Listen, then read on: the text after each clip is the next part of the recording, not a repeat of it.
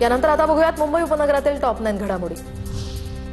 मुंबई महापालिकेनं जन्म मृत्यू दाखल्यांबद्दल दुरुस्तीचं काम अनधिकृतपणे रोखून धरलं। ना नोटीस ना आदेश, जन्म मृत्यू दाखल्यांच्या दुरुस्तीचं काम ठप्प।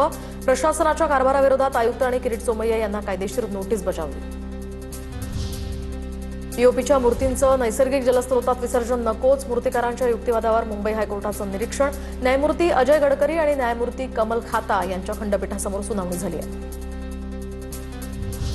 ठाणे बोरिवली दुसऱ्या बोगद्याच्या कामाला पुढील आठवड्याचा मुहूर्त, तर मंडाळे ते डीएन नगर मेट्रो 2B मार्गिकेच्या चेंबूर स्थानकाचाही लोकार्पण करण्यात येणार।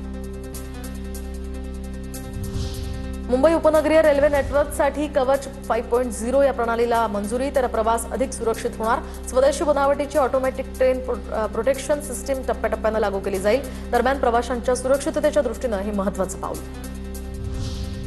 कोस्टल रोडवरील 15% सुविधांसाठी पैसे मोजावे लागणार, तर मरीन ड्राईव्ह ते वरळी दरम्यान 70 हेक्टरमध्ये हरित पट्टा, यामधील 85% परिसर नागरिकांना शुल्क न भरता वापरता येणार। उर्वरित 15% भागात तिकीट आधारित मनोरंजन सुविधा उभारल्या जाणार।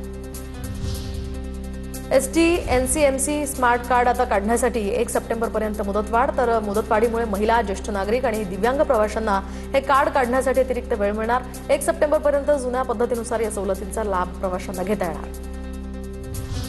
मुंबईतील कुर्ला स्थानकावर पर्जन्य जलवाहिन्यांच्या कामासाठी बीएमसी 13.19 कोटी रुपये खर्च करणार, तर पावसाळ्यामध्ये पाणी तुंबणाऱ्या एलबीएस मार्ग, सोनपूर लेन यासह परिसरातील पर्जन्य जलवाहिन्यांची क्षमता जी आहे ती वाढवली जाणार।